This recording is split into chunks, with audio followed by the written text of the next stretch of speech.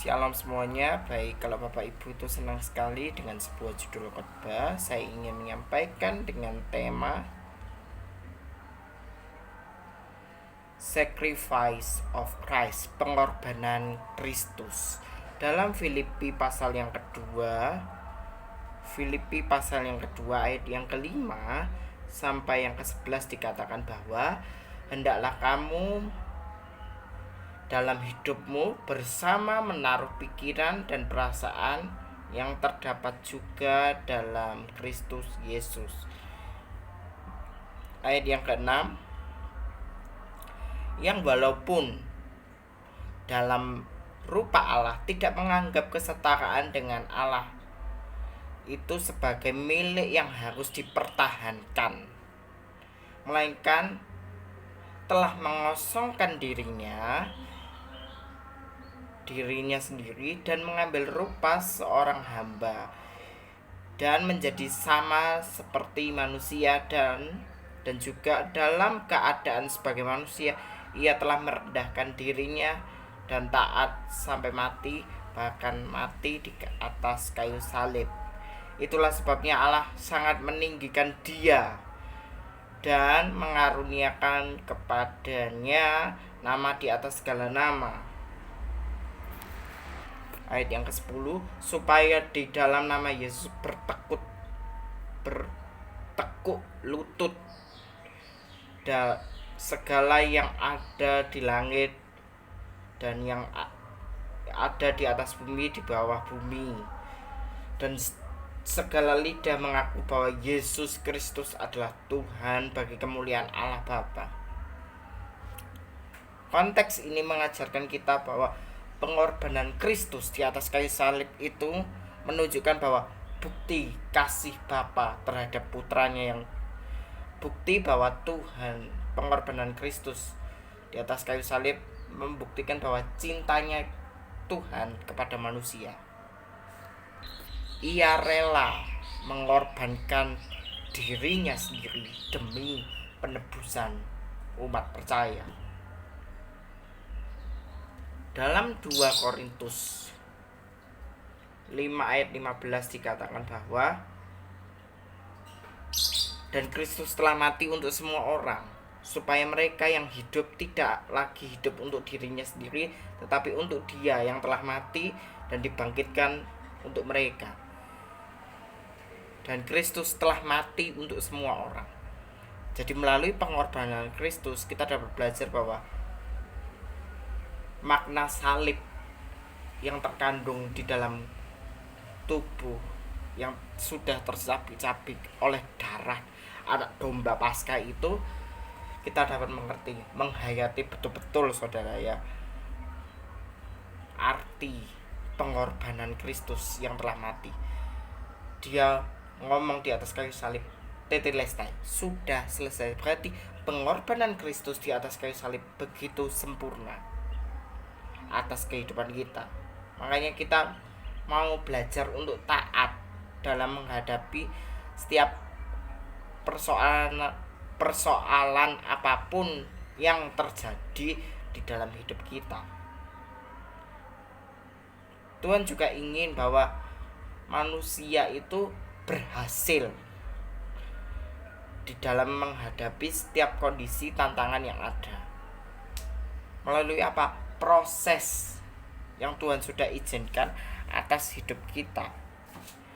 Makanya saudara, Tuhan itu rela mati demi penebusan dosa umat percaya.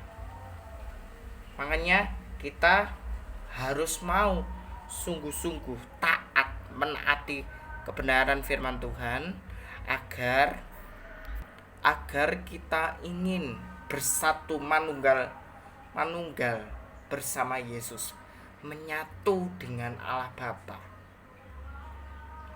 Nilai kekristenan yang sesungguhnya adalah menaati, mau melihat betapa agungnya Yesus Kristus atas hidup kita. Pengorbanan Kristus sungguhlah sempurna atas hidup kita. Darahnya sudah tercurah, sudah di atas Kalvari, menebus dosa umat percaya.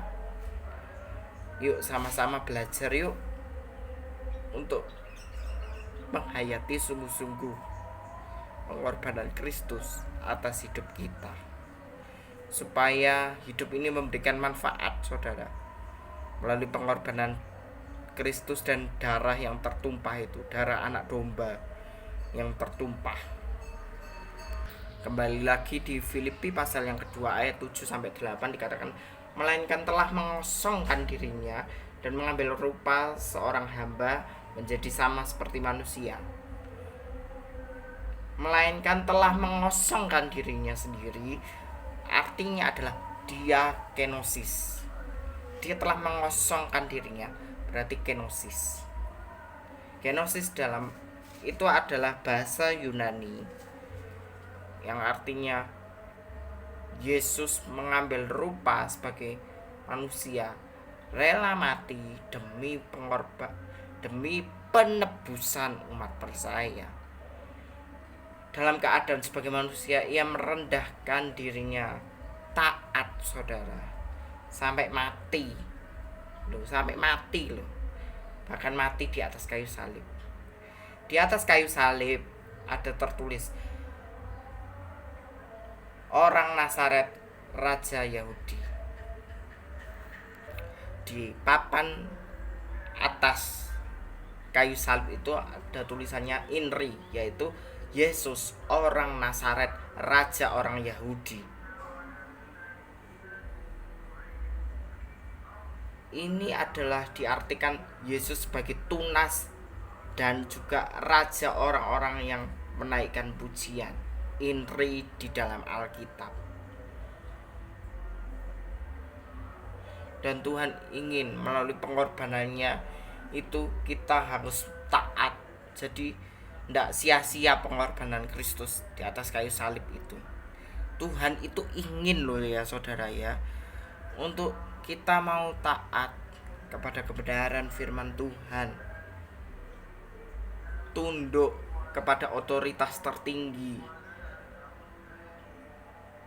Yesus, otoritas tertinggi yang memegang kuasa, yaitu Yesus Kristus, Sang Juru Selamat yang abadi.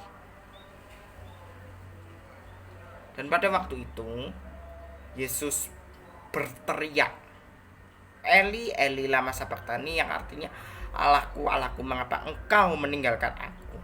Itu nanti Bapak Ibu bisa baca sendiri di Mazmur pasal 22, Matius 27 ayat 46, sama Markus 15 ayat 42. Nah, kita baca dulu salah satunya ya saudara ya. Saudara ya. Dalam Markus 15 ayat Markus 15 ayat 34. Kita baca dulu salah satunya. Markus 15 ayat 34, yaitu dan pada jam 3 berserulah Yesus dengan suara nyaring, Eloi Eloi lama sabachthani, yaitu Allahku Allahku mengapa engkau meninggalkan aku. Jadi pada waktu itu Yesus merasa ditinggalkan oleh Bapaknya. Dia merasa sendirian waktu itu. Sendirian, tidak ada siapa-siapa saudara. Hanya Yesus sendiri. Memang kebenaran firman Tuhan itu relevan sampai sekarang di dalam hidup kita. Tapi mengertilah saudara bahwa pengorbanan Kristus di atas kayu salib adalah bukti kasih Bapa terhadap kita. Di dalam Roma 5 ayat 7 sampai 8. Sebab tidak mudah seorang mau mati untuk orang yang benar, tetapi mungkin untuk orang yang baik ada orang yang berani mati. Akan tetapi Allah menunjukkan kasih-Nya kepada kita oleh karena Kristus telah mati untuk kita ketika kita masih dalam keadaan berdosa. Tetapi mungkin untuk orang yang baik ada orang yang mau berani mati. Tetapi Allah menunjukkan kasih-Nya kepada kita oleh karena Kristus telah mati untuk kita ketika kita masih berdosa. Tuhan menunjukkan kasih-Nya kepada kita melalui pengorbanan Kristus di atas kayu salib. Sejarah kehidupan kita itu dimulai dari salib Kristus. Pandanglah salib Kristus, saudara, agar kita dapat menjalani hidup ini kepada otoritas kuasa yang dari Tuhan, agar hidup kita itu menjadi hidup yang memberikan manfaat bagi orang di sekitar kita, supaya nama Tuhan itu dipermuliakan. Tetapi mungkin bagi orang yang baik, Yesus itu terlalu baik bagi kita. Ketika kita masih berdosa, Tuhan itu sungguhan masih mau menyayangi kita sebagai anak Bapa. Makanya dalam Matius 11 ayat 28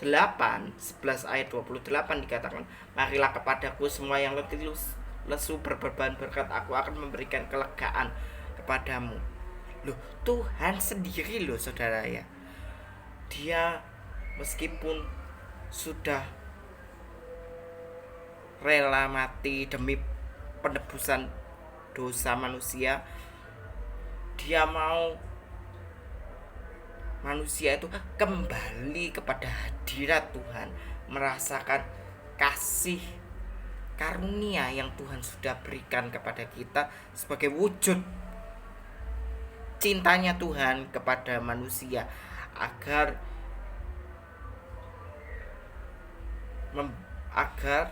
hidup kita diberikan kelegaan yang abadi kepada Tuhan. Inilah bukti cintanya Yesus kepada umat percaya. Dia telah mengorbankan dirinya, mengosongkan dirinya, taat sampai mati. Demi siapa? Demi kita, umat berdosa. Yuk sama-sama berjuang untuk hidup menjadi lebih baik, hidup yang selalu berkenan di hadapan Tuhan, hidup suci, kudus, tak bercacat dan tidak bercela di hadapan Tuhan, supaya nama Tuhan dapat dipermuliakan di segala aspek kehidupan kita.